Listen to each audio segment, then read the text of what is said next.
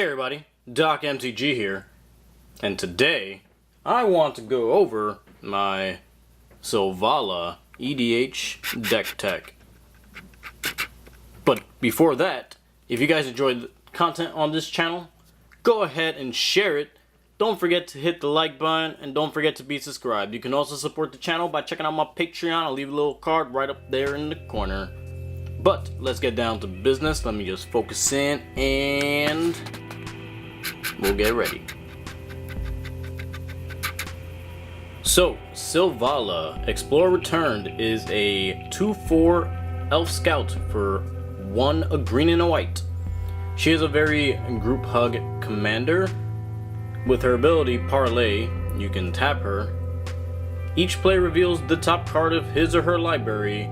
For each non-land card revealed this way, add 1 green mana to your mana pool and gain 1 life. Then each player draws a card. So that's the group hug aspect of her, is everybody gets to draw a card, but you also get to gain some life and ramp your mana depending on when you want to do this and what kind of spells you're going to be casting. So we're just going to go over the deck nice and simple, not to keep you guys here all day. Let's start off with lands. The deck runs 7 plains, 8 forest, and a whole bunch of other lands that are, you know, utility lands, fetch lands, not really fetch lands, like, you know, Evolving Wilds and Terramorphic Expanse, but let's go over them now. So there's Terramorphic Expanse, Evolving Wilds, Mountain Valley, Command Tower, Naya Panorama, Ghost Quarter, Rogue's Passage, Blighted Steep, Blighted Woodland, Requilary Tower, Temple of the False God, Tranquil Thicket, Secluded Steeple, Amira the Sky Ruin, New Battalia, New Benelia, Blossoming Sands, Scattered Groves, Selesnya Guildgate, Temple of Plenty, Canopy Vista, Selesnya Sanctuary, and Fortified Village, for a grand total of 37 lands. As you already know, we can obviously get green mana from Selvala herself, so no need to worry about that. So the shell I kind of chose for Selvala is a very life gain, as you can see, because of her ability. And there's an Enchantress tokens counter field that's a sub-theme within the EDH deck itself, man. So I'm going to run you guys through everything real quick. And I'm going to leave a link in the description down below to the tapped out page if you guys wanted to take a look at the deck list. And in case I have to make any changes in the future, I'll just make changes on the tapped out link, and I will just update it periodically with any new cards I add, and I'll put the reasons why I'm changing some of the cards so you guys can get a better understanding of what's going through my head and the thought process on what cards I'm swapping and why. But let's get started. So first up, we only have 1 creature artifact, and that is Stuffy Doll. For 5, you get an artifact creature construct 0/1. When it comes into play, you choose a player, and Stuffy Doll is indestructible.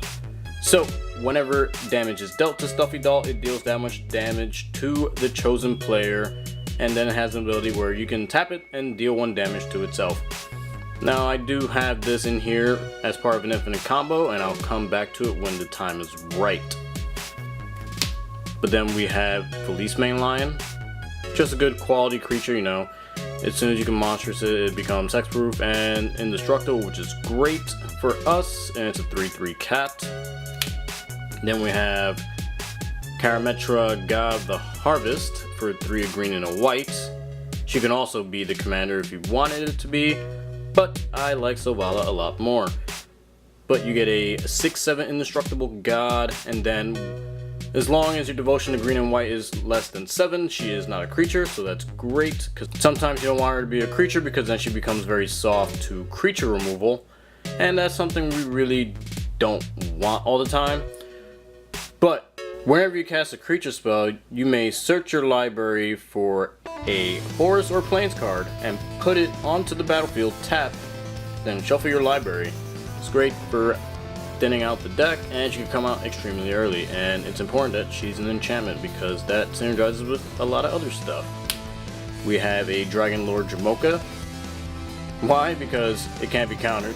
We can get it out quite early, and it has flying and lifelink, and this shuts down your opponents from casting spells on your turn, and who doesn't like a big dragon? Then I have a Birds of Paradise to help me ramp a little bit faster into the bigger spells, or if I'm a little, short on white mana, this helps me tap for white mana early game. Next I have Essence Warden, because whenever another creature enters the battlefield, you gain 1 life. And since there's a slight sub-token theme in here, there will be a lot of creatures entering the battlefield, so you'll be gaining a good amount of life. Next up we have Herald of the Pantheon.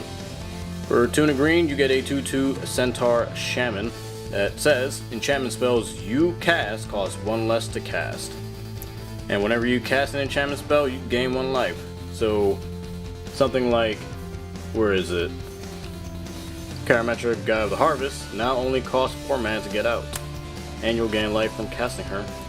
So that's amazing. Next we have the good old Wood Elves. What are they good for?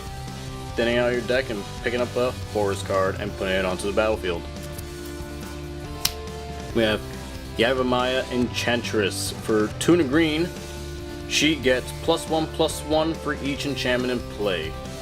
There's a lot of enchantments in the deck in the form of creatures, just like this one. It's Eidolon of Blossoms, an enchantment creature with Constellation, which is another part of the synergy of having enchantments. Whenever Eidolon of Blossoms or another enchantment enters the battlefield under your control, draw a card. So you get to draw some cards every time an enchantment hits the battlefield.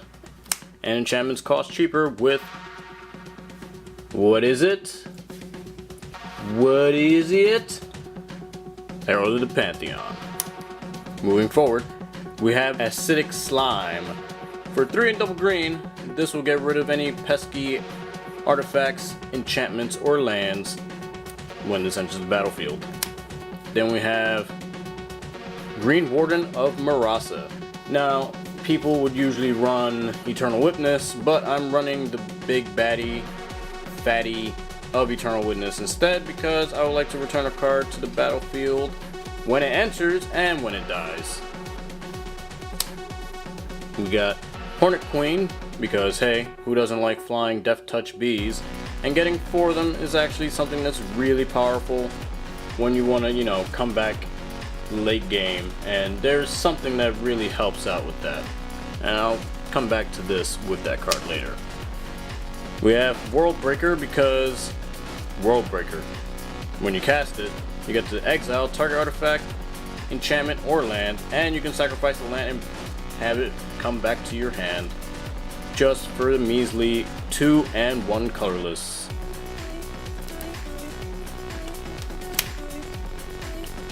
Next up we have Terastodon, the big bad elephant that for 6 and 2 green you get a 9/9 elephant that when it enters the battlefield destroy up to 3 target non-creature permanents. For each permanent put into the graveyard this way, its controller puts a 3/3 green elephant creature token onto the battlefield. Next up, we're moving into our white creatures. We have Soul Warden, which is the same thing like Essence Warden. Whenever another creature enters the battlefield, you gain a life. Mother of Runes to protect some of our big baddies.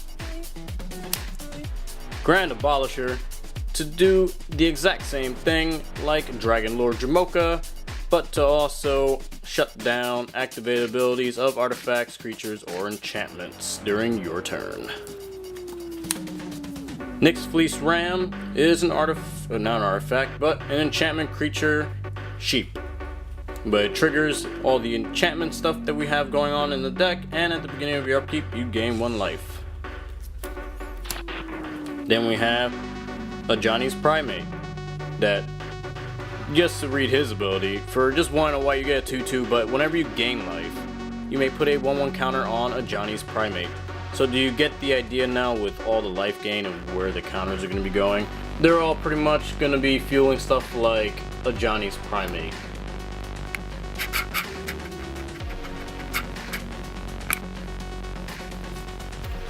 Then we have Archetype of Courage, which is an enchantment creature that gives your other creatures first strike, and if your opponents have first strike, they no longer have it. We have Mesa Enchantress, because, again, when you cast an enchantment, you may draw a card. And with all the enchantments being cast and non-creature spells, which you'll see how many we'll have later, I have Monastery Mentors just to start going wide. In case I start falling a little behind, why not have tokens? Again, I'll put this card to the side so I can discuss something with that later. Next we have Aven Mind Sensor to keep your opponents from using tutors. And then we have Celestial Ancient. Whenever you cast an enchantment spell, put a 1/1 counter on each creature you control. So if you have a lot of tokens out and you cast an enchantment, beside everything else is going to happen with the enchantments, you get to put a 1/1 counter on each creature you control. This could come out very soon. Karmic Guide, just for some more recursion, it has protection from black. Sun tie-ins in here, again for more recursion. Feldar Sovereign, because with all life gain, if we have this and this actually makes it around 1 turn of the table, and we still have 40 life, then guess what? We're gonna win. Then we have Silent Sentinel. Whenever it attacks, you may return target enchantment card from your graveyard to the battlefield. Yep, you don't even have to pay its mana cost again. You just attack with the Silent Sentinel and get it right back to the battlefield. That is extremely oppressive. And then Amiria's Shepherd, again for more recursion, because with its landfall ability of whenever a land enters the battlefield under your control, you may return target non-land permanent from your graveyard to your hand. But if it was a plains, you may return that non-land permanent to the battlefield instead. Yeah. Read that. Non-land permanent straight to the battlefield for dropping plains. And that concludes our creature spells. So this deck has a whopping 12 enchantments that all do pretty busted things in my opinion. First we'll start with this one. It is called Quest for Renewal. For 1 and a green, you get an enchantment that says whenever a creature you control becomes tapped, you may put a quest counter on Quest for Renewal. As long as there are 4 or more quest counters on Quest for Renewal, untap all creatures you control during each other player's untapped step. That means as long as this has 4 or more counters, you'll be able to parlay on your opponent's turn every turn that goes by, just creating card advantage, gaining life, giving sometimes your opponents too many cards that they can't handle. But I know a lot of people already probably run Requilary Towers, so it's totally fine. Maybe you'll pop a Ghost Quarter, get rid of their Wreck Tower, and then they'll have to discard down to hand size. But it's just great that you'll be going through your deck extremely quick, getting to your bombs when you need them. Next up, we have Ancestral Mask. For 2 and a green, you get an Enchant Aura. Enchanted creature gets +2/+2 for each other enchantment in play. There are 12, so if they're all 12 actually hit the battlefield, minus this one I guess, well there are the enchantment creatures too. So things get a little out of control, but you do the math. That's a really big creature, especially if you like pop like Lightning Greaves on it and give it Shroud. Next we have Zendikar Resurgent. This is a big one, but whenever you tap a land for mana, add 1 mana to your mana pool for any type that land produced. And then it has another upside that I like. Whenever you cast a creature spell, you may draw a card. As you can see, there is a lot of drawing in this deck. Here's the card that goes with another creature that I was speaking about earlier. It is called Guilty Conscience. For a single white, you get an enchant aura. Whenever enchanted creature deals damage, Guilty Conscience deals that much damage to enchanted creature. So, how does this work? With something like Stuffy Doll. You enchant Stuffy Doll. You deal 1 damage to Stuffy Doll. Whenever enchanted creature deals damage, it deals that much damage to enchanted creature. So it automatically deals another damage, causing an infinite loop. And where's all the additional damage going that you name with Stuffy Doll? To your opponent. So as soon as these two resolve, and this doesn't have summoning sickness, you can go ahead and kill one of your opponents. Next up, we have a Karmic Justice. For 2 and white, you get an enchantment that says whenever a spell or an ability opponent controls destroys a non-creature permanent you control, you may destroy target permanent that opponent controls.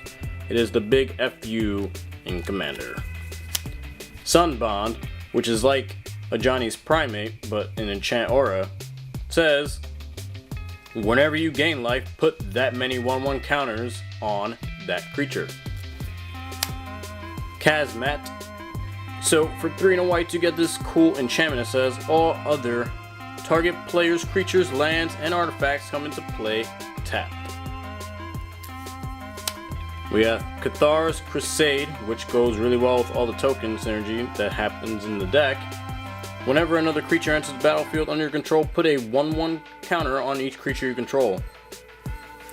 And so something like Hornet Queen, when this comes in, you get the 4 1/1 green insect tokens with Death Touch. All 5 triggers see each other, and they're all going to get 5 1/1 counters from Cathar's Crusade, and plus any other creatures you have on the battlefield will also get 5 +1/+1 counters. Insane. We have Starfield of Nyx, because this will go ahead and help us out a lot, because it says at the beginning of your upkeep, you may return target enchantment card from your graveyard to the battlefield. And as long as you control 5 or more enchantments, each other non-aura enchantment you control is a creature in addition to its other types and has base power and toughness equal to its converted mana cost. That part could be good sometimes, but you pretty much just want this as a recursion for your enchantments. We have Sterling Grove. It gives all other enchantments that we control Shroud, and then you can sack it and pay 1. Search your library for an enchantment card, reveal it, and put it on top of your library after you're done shuffling. That's when you need something like Starfield and Nyx, because then if you can somehow draw it with any of the other draw engines and then play Starfield, you'll be able to get this puppy back later. Next we have Mirari's Wake. I personally like this enchantment a lot because it always brings me out of a tough situation. So it says creatures you control get +1/+1, and then the same thing like Zendikar Resurgence, but this is a lot cheaper to cast, is whenever you tap a land for mana, add 1 mana to your mana pool for whatever that land could produce. We have a Collective Blessing, which is just a giant anthem giving creatures you control +3/+3. And that is it for the enchantments. We are only running 1 Planeswalker in the whole deck. It is Elspeth Sun's Champion, because she makes tokens, she destroys big creatures, and then she can give you an emblem that gives your creatures +2/+2 and flying. Next we're moving into the non-creature spells. Well, I mean, I know enchantments are non-creature spells, but the more of like sorceries, instants, and artifacts. So we are running 5 sorceries. We have Rampant Growth, just again more ramp. Shamanic Revelation, which is a pretty awesome card, especially if your creatures get pretty beefy. So For 3 and double green, you can draw a card for each creature you control, which if we have the token strategy turned on, there'd be a lot of cards to draw. But you gain 4 life for each creature you control with power 4 or greater. So that Cathars Crusade and something like Hornet Queen starts becoming really, really good for you. We have Martial Coup for X and double white. Put X 1/1 white soldier creature tokens onto the battlefield. If X is 5 or more, destroy all other creatures. We have a Wrath of God, nice little board white. Plead for guidance. For a measly 6 mana, search your library for up to 2 enchantment cards, reveal them and put them into your hand and shuffle your library. Nice little tutor for enchantments, and you can get 2. You know we gotta come strong with the Swords to Plowshares, the Path to Exile, a little Mad Tide for early game disruption. Look, yeah, that's right, a counter spell in white in case you guys have never seen it before. For 1 white mana, you get an instant that says counter target spell unless the controller pays 1. We got Divine Offering, which is pretty nice because it destroys target artifact and you gain life equal to that artifact's converted mana cost. Take out big things like Nemnarch. Eerie Interlude to save us from potential board wipes. Obviously it doesn't save our tokens, but it saves our big baddies. And anything that has entered the battlefield triggers, this is a great thing to use. We have Return to Dust, because when we cast this during our main phase, we get to double up on the value. Secure the Waste for more tokens. And then we move into our artifacts. We got 7 of these bad boys. We have Soul Ring, because Soul Ring. Helmet of Gods, which says equip the creature gets +1/+1 for each enchantment you control. It only costs 1 and only equips for 1. That's pretty good. Skull Clamp, because when we don't have something out like Cathars Crusade and we need to draw more cards, we can start killing off some of our tokens with Skull Clamp. Swiftfoot Boots, because we need to give our commander hexproof and haste sometimes. Obviously, then we also have to run the Greaves, in case anything else needs to get haste. Loxodon Warhammer, here, yep, that's always nice because it gives creature +3/+0, has trample, and has lifelink. Sometimes you need a little bit of trample just to get over anything that is just chump blocking.